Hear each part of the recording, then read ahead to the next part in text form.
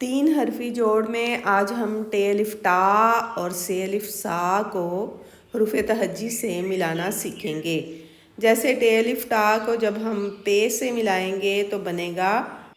ٹے الف ٹا پے ساکن ٹاپ،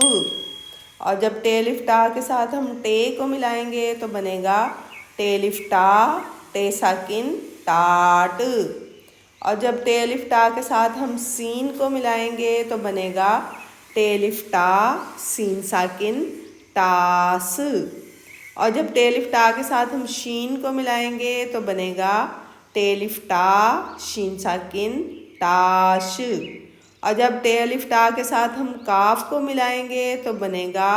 ٹے الف ٹا کاف ساکن ٹاک،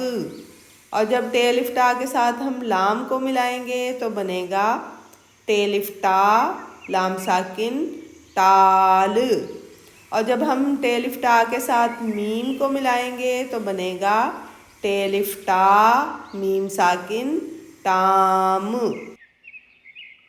اور جب ہم سے الف سا کے ساتھ بے کو ملائیں گے تو بنے گا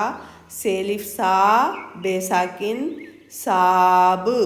اور جب ہم سے الف سا کے ساتھ قاف کو ملائیں گے تو بنے گا سے الف سا قاف ساکن ساق۔